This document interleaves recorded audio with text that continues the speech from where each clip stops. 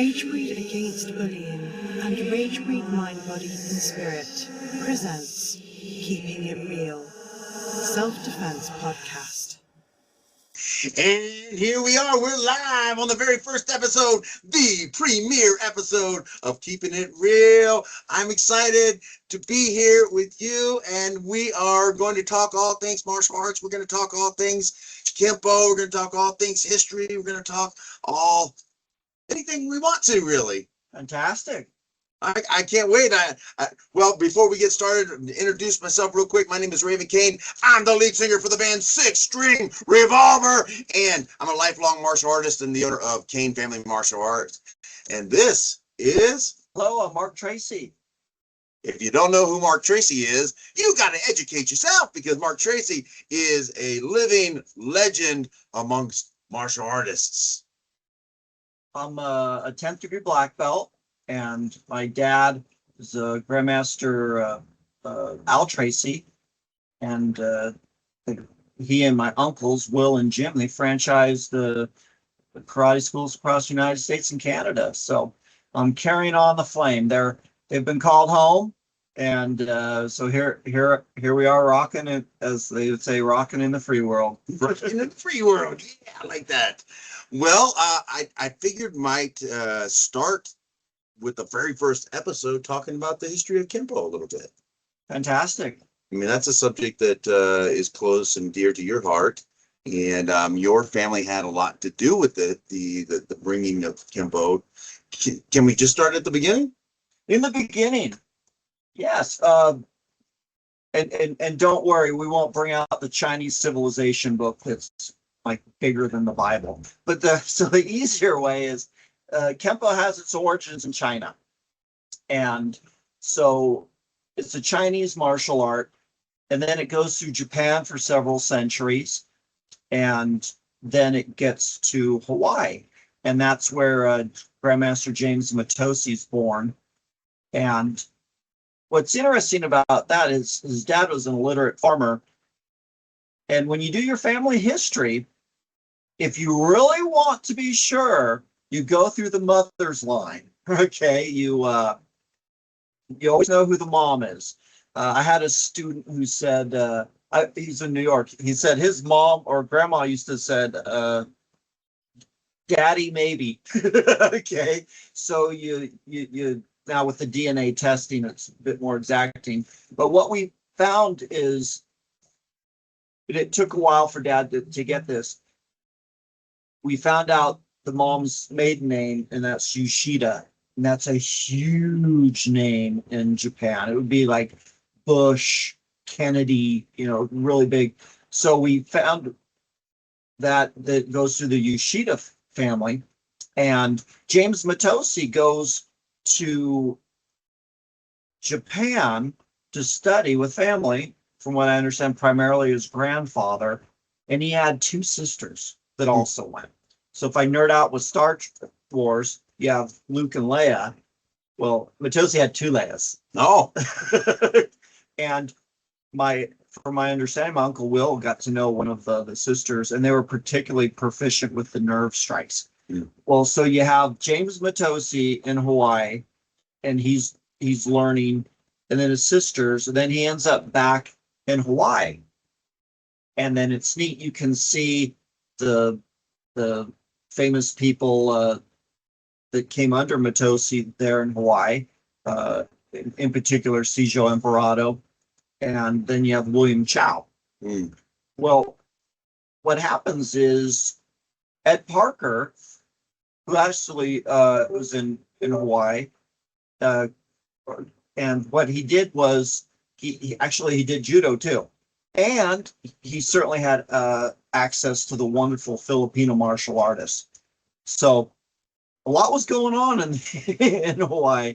Well, Ed studied, and he started with James Matosi's brother, William Chow's brother, and then he studied with Chow. And so the art goes James Matosi to William Chow to Grandmaster Ed Parker, and Grandmaster Ed Parker goes to BYU and studies another thing he and I have in common. So I was there for 3 years.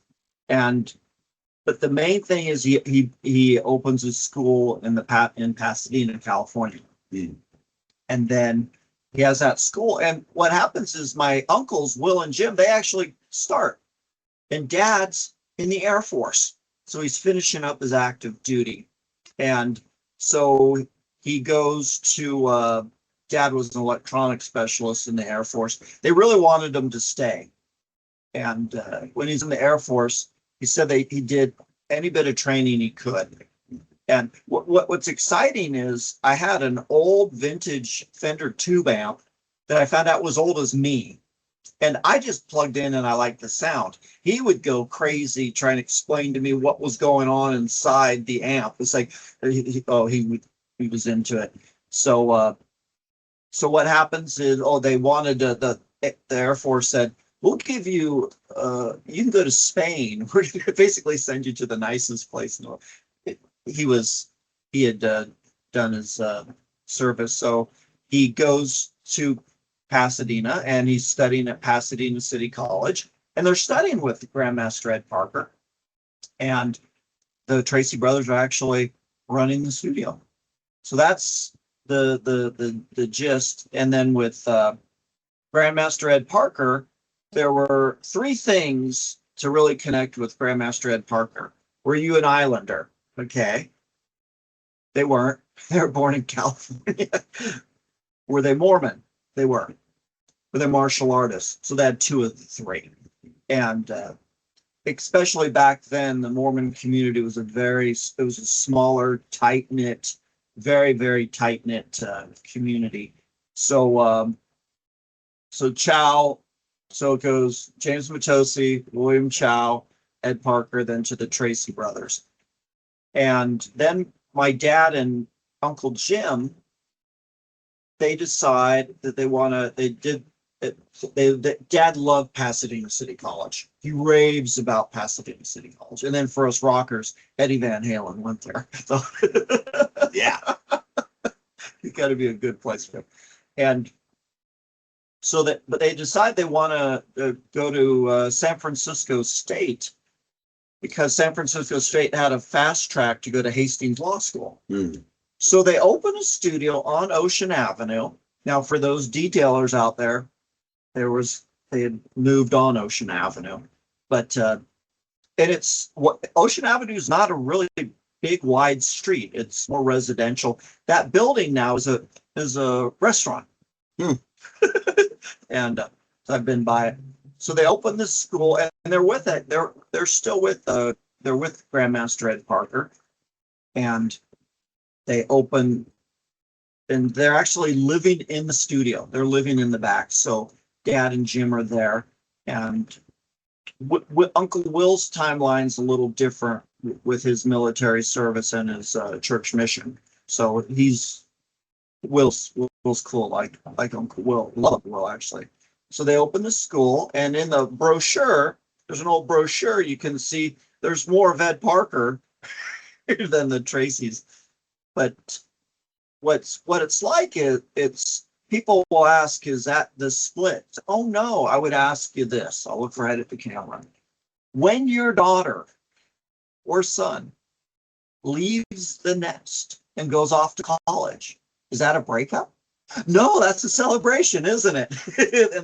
and that's more along the lines of what it is. Or if you take coaching, and you have, I'm a big 49ers fan, so you have Bill Walsh, and then you have the different coaches that came under them. The objects for them to eventually go and become head coaches, Mm-hmm. and then you have that tree, and then so that's what that was.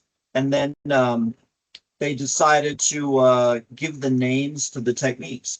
So the 3 brothers sat around, Dad, Will, and Jim, and said, okay, you come up with the name. Okay, here's like Chinese, or you come up with the name. And so there's really nothing mystical about these names. It's 3 Irish descent kids who were Dad born in Red Bluff, California. What's interesting history-wise was Dad was raised in a Chinese community in Red Bluff for about 4 years. Interesting. Their family was parents were split up and stuff. So they were raised in the Chinese community. Uncle Will knew Chinese, and then the youngest one, Jim, did too. Dad says he doesn't remember the Chinese; he just remembers eating with his hands. And but this served Uncle Will in the military because the Chinese, they won't give up who their leader is. You can do whatever you want; they're not going to do it knowingly.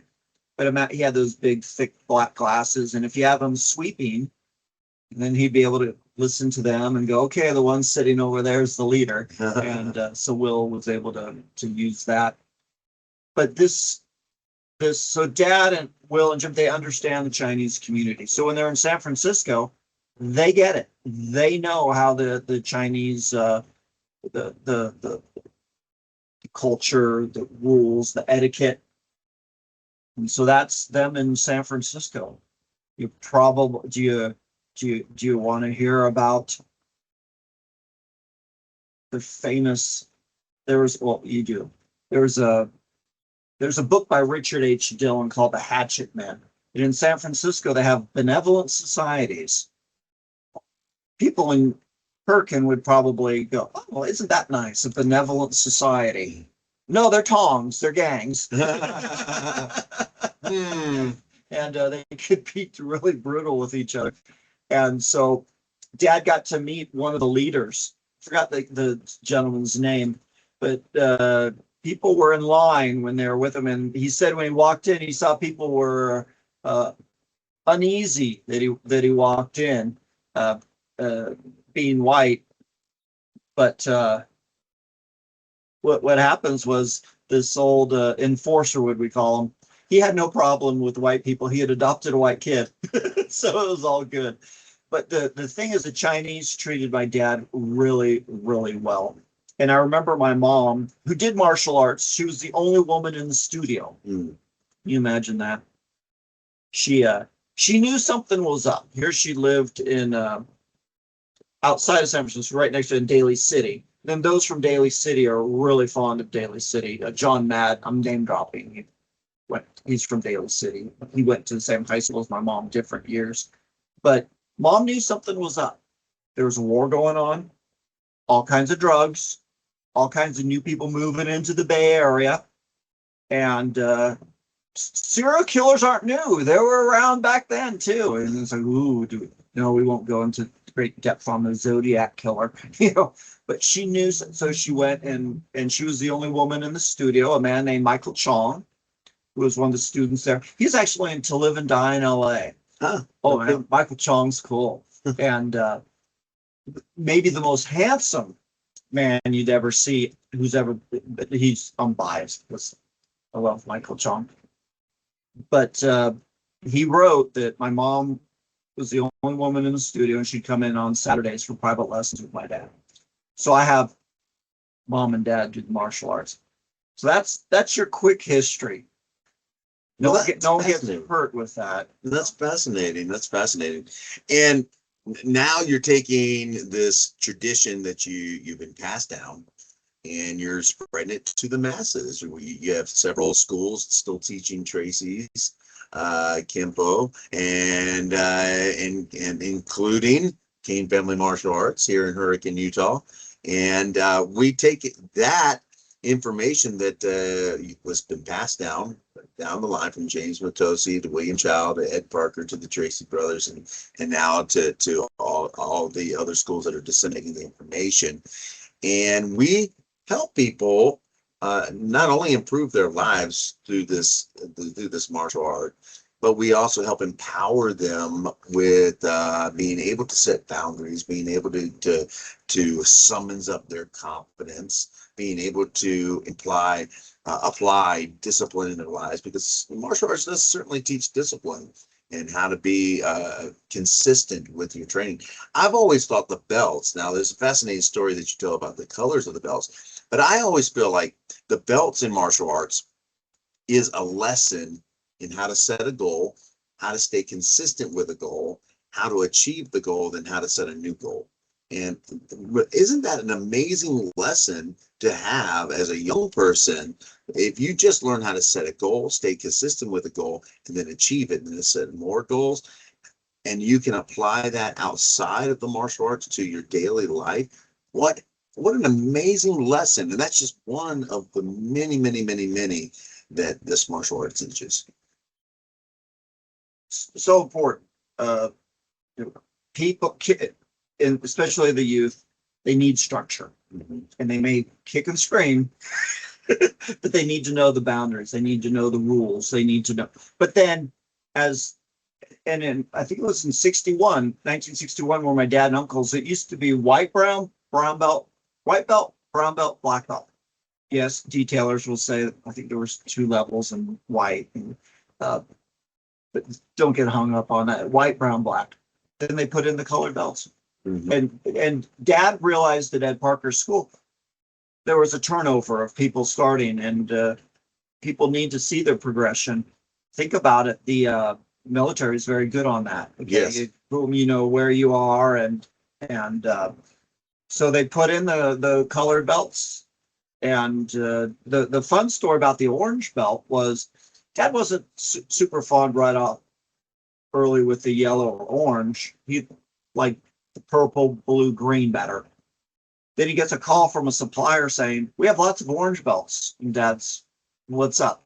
"Well, there was a mistake in the red belt die. There's lots of orange belts." He decided, "Oh, okay, let's add it. Let's add that." And then later he added yellow. But they did that, and it helps provide the structure. I was watching a video with Kenny Stabler, who played for Alabama and the Raiders, and Coach Bear Bryant had a colored system for the quarterbacks. Interesting. And there were 6 colored jerseys that they would have. And Kenny Stabler got in big trouble, and he ended up way back with the brown jersey. And he had to work his way up. But I thought, interesting. Tracy's were doing it. Coach Bear Bryant had a colored system, but it was jerseys for the quarterbacks. Interesting. I've been thinking about doing something similar to that in my vocal lessons. Oh, really? Doing a colored system. You learn this, and you're this color, that color, and it helps people understand where they're at in the progression. And you're right, it gives them different plateaus that they can reach for, and that's very encouraging when you hit a plateau and like, oh, I'm going to hit the next one. And again, that's goal setting, learning how to set a goal, achieving the goal, and then moving to the next goal. And that's exactly what we need in being successful as a human being in any endeavor that we have. And so that's a wonderful skill set for kids to have. And another thing that martial arts teaches is confidence. And that is going to be a huge thing because, Ragebreed asked us to do this podcast. And one of the things they wanted us to address a lot is bully proofing and overcoming bullies. And anytime you study the martial arts and you really get serious about it, then your confidence is going to rise. Not only is your goal setting ability, but your confidence, because you're learning skill sets that can help you defend yourself, learning skill sets to help you set boundaries with people, learning skill sets that make you a leader and not a follower, and encourages you to always be your best, right? And when you put those skills together, it becomes very difficult for a bully to target you because, well, you're going to stand up for yourself. You have the confidence, and most of the time they won't pick on you anyway because you just appear like you're going to be someone that's going to be a hard target. It's liberating. You may show a technique for a two-hand grab, and then the person may have been through it, or they're concerned about being through it. Then they learn how to deal with it. And you and I have been doing this a long time, so it's like, oh, it's just no, it isn't just such and such for somebody who's just learning it. It's completely liberating. I am strong. I know how to deal with this situation, and that's one of the reasons why we love the new students. They bring in that enthusiasm. Their parachutes are open. They want to learn. Yeah, I agree. And yeah, for yourself and myself, we've been doing it a long time. We may even take for granted, like, this is so simple. This is an easy thing. But for someone who's just starting, like you said, is liberating. It's empowering. All of a sudden, they have the power to defend themselves, and that is a phenomenal thing. It can be a life-changing thing, really. Oh yeah, and you never know how it's going to help that individual. Like my dad tells a story. He was in a store, and a lady goes, "Mr. Tracy, Mr. Tracy." You know, called the kid Johnny. He loved his lessons. He's at MIT now. And Dad's like, he looked at someone afterwards and said, "I don't know who." He used to teach so many people, he didn't remember. But yeah, it makes a huge difference in people's lives. I've had female students contact me that I had taught in Cincinnati, and I'm sure one gave me a phone call and said, "I really had to use this." And they didn't want to mess with her because her nickname back in the day was Xena. She was like the warrior princess. Well, here it is. And I never asked the details of the fight, but I am Xena would be one of the 10 people not to have messed with. So you never know. You know, I've had lots of stories of people who come in and tell me, and it's the simplest things. I had this student whose house got broken into, and he woke up to this person on top of him with a knife. And he did a very simple trap and roll technique and got out off the bed and was able to survive this home invasion with the simplest jujitsu technique that he learned in class. He came in and told me all about it, and he was so excited. And I've had little kids defend themselves with the easiest moves. This very simple thing. And besides the basics is the foundation for all the advanced techniques. Anyway, it's just basics. And so those, we never know what we're going to teach that's going to either save someone's life or empower them to take charge of their situation. Even car accidents. You know, I've had students say, if it wasn't for learning this, how to shield myself from a punch, I would have been killed in this car accident. I used this and it protected me, and I survived it. Just little simple things like that too. Yeah, it's very rewarding to know that they have the art with them. Yeah. You know, it would be neat to, you know, always be there for somebody. But the birds will leave the nest. You know, they're gonna make their own choices. Right. And that the word karate, empty hand, always have it with them. And then as I'm really drilling in with the students here, the ability to do it, but then the smarts to when to use it, and then ultimately the courage to either realize that this isn't the hill to die on, you know, or it's the time to step in and say no. You know, that brings up a good question for me. You said karate.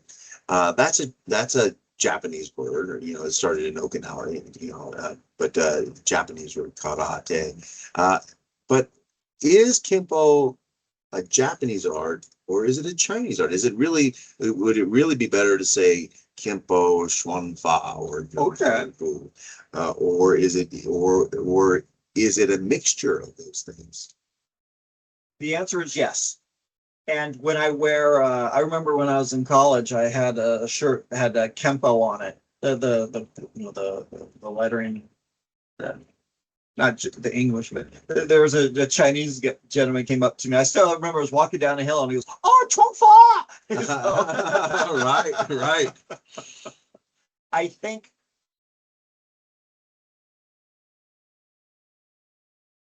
maybe I'll answer this way. I was born in San Jose for 7 years.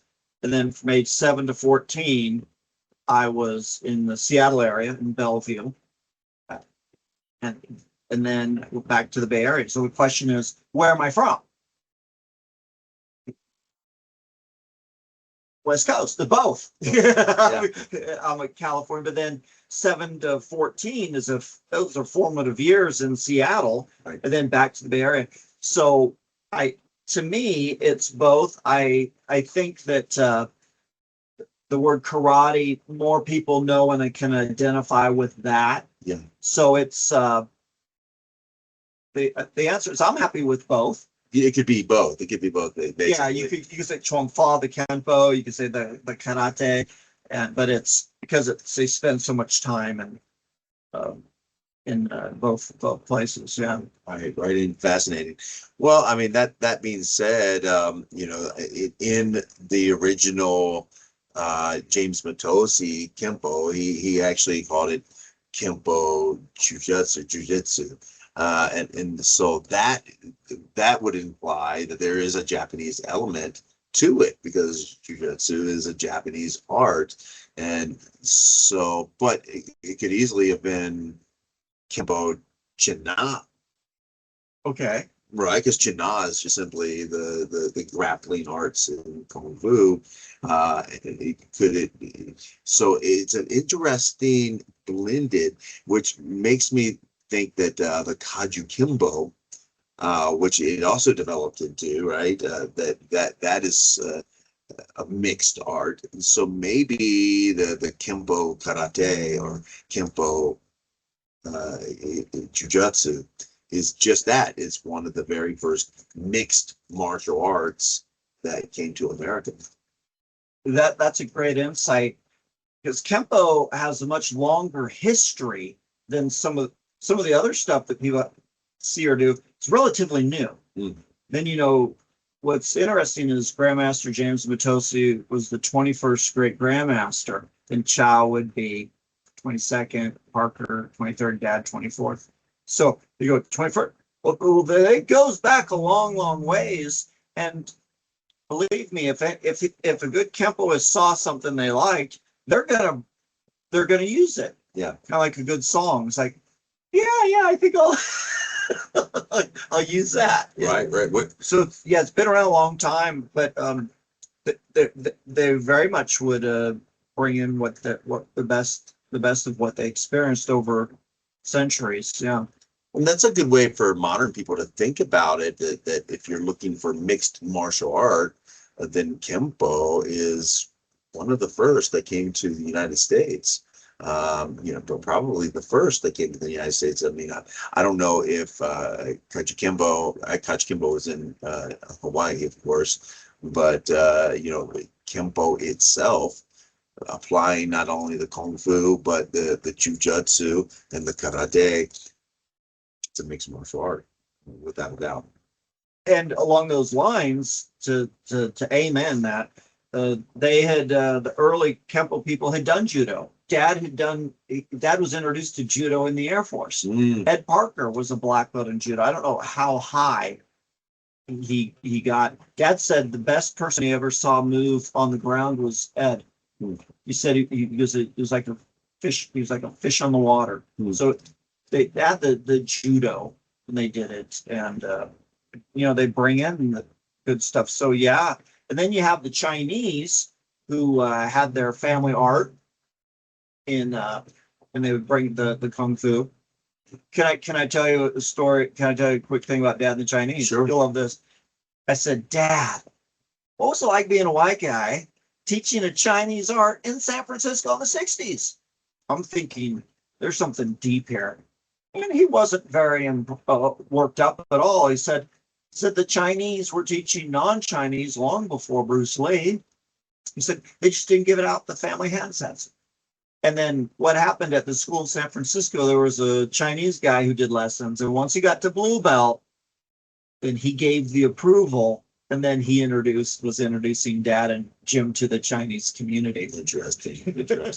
That's fascinating.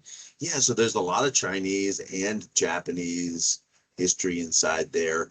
And of course, the judo. I heard a story from Grandmaster Chuck Sullivan, who said that when he first came to the dojo or the studio at Parker Studio, it said judo on top of the building. And he said that he went to it and goes, I'm interested in taking judo. And the guy came out and says, oh, we don't teach that here. And he's like, well, wait a minute. What about this other word, karate? And or what is that? And so they were mixing these things even back then. Dad said this the classes started with rolls and falls there at in fact, Dad he found a top American champion named Bill Paul, and he would train with him. He wanted to know how long he had.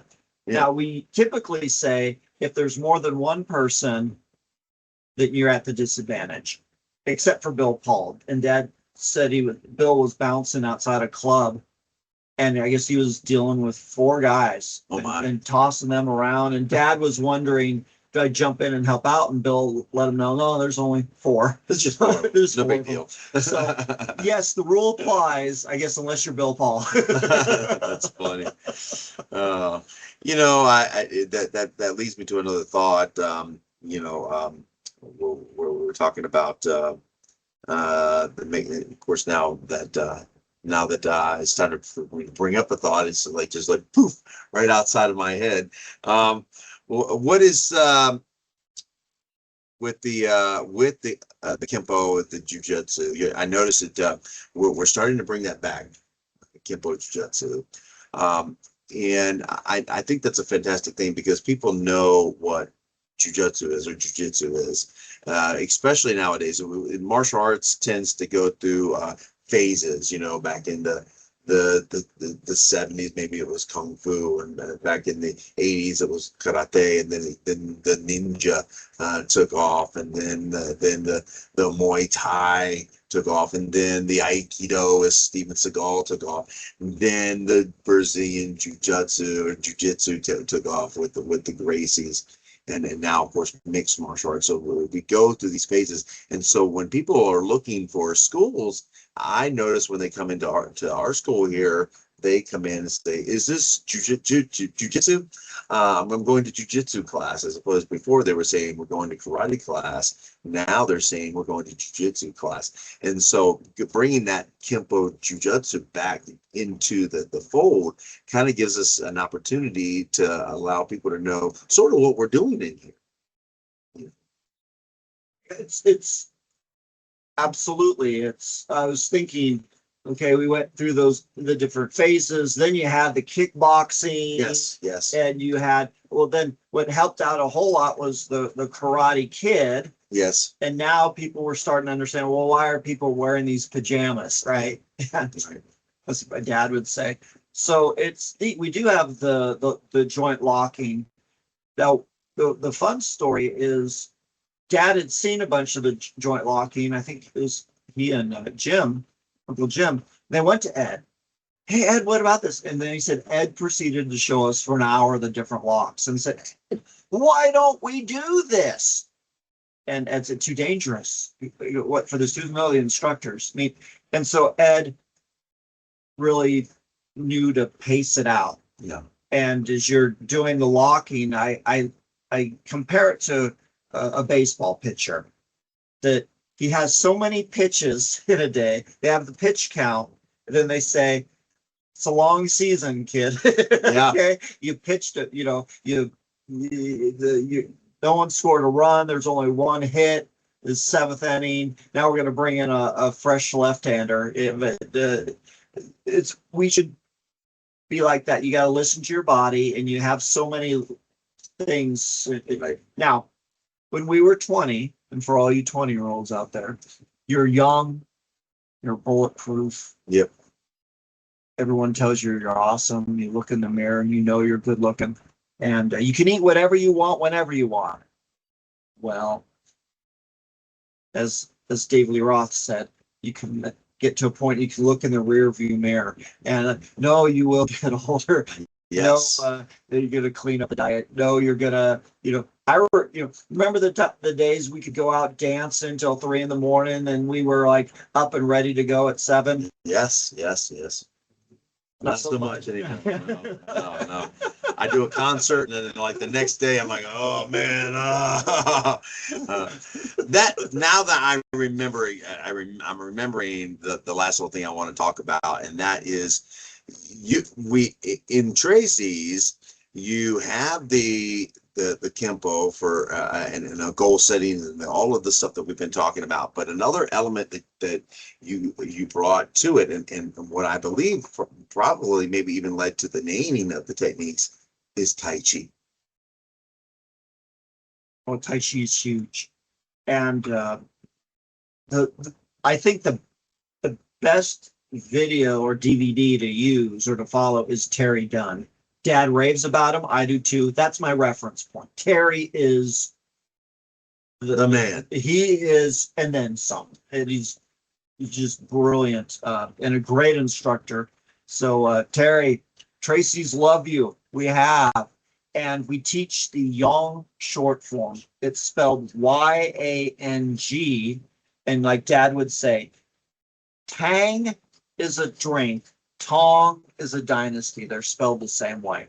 So we teach the Yang short form, and yes, the long form is longer than the short form, but that's a real standardized. And one of the best demonstrations I ever saw with the Tai Chi was the Beijing Olympics in the opening ceremonies, them unified doing it. And Dad and I, we were watching it saying, we'll never see a martial art demonstration ever better than the Chinese doing that in Beijing. It was now you go to the Brazilian opening ceremony, they're gonna party, right? The Chinese are, yeah, if you want to party, Brazil, you want the organized, that's Beijing. But Dad was really big on me learning the Tai Chi, and it complements the martial arts. And then I was able to teach at many senior centers and at Procter and Gamble at Forsyth's, and it helps people. It's meditation in motion. But yeah, Tai Chi's brilliant. It's and I love doing it. Yeah, yeah. And so, I mean, I noticed that that's one thing that you're bringing to the Hurricane community too, or the Southern Utah community. You're doing some classes in Tai Chi and spreading that, and you're here at the Cain Family Martial Arts for a little while you're getting ready to do a big seminar tomorrow. Big seminar tomorrow night. Yeah, tomorrow night, and so that's great. And while you're doing your greatest hits tour, you're touring all over the country. You know, sharing Tracy's. And how's that going for you? Well, it started off with the National Karate Jiu-Jitsu Association in Norfolk, Virginia, and I got to meet your instructor. Yes, you did. Yes. It's funny. I said, I really like the people. There's one person I loved, and it was yes, Grandmaster E.R. Sproul. Yeah. And then I did a Cincinnati seminar. I'd been in Cincinnati for 20 years, so it was good to be back in Cincinnati. And then here, and then next month I'll be at Olson Family Kempo Karate in Windsor, California, near Santa Rosa. And so now I'm plotting where we might do the next Chicago, the fall. Yeah. Fantastic. That's fantastic. Well, this show, we're going to talk to other martial artists. We're going to maybe share techniques. We're going to talk all things martial arts and history. And in my opinion, you're one of the best historians, especially of Kempo, there is. And so we're going to explore that a little bit, and then maybe we can empower the audience and how they can take their control control their own lives through the martial arts. Oh, that's beautiful. Yeah. Well, join us next time, friends. Keep it real with yours truly, Raven Cain. And Mark Tracy. We'll see you next time.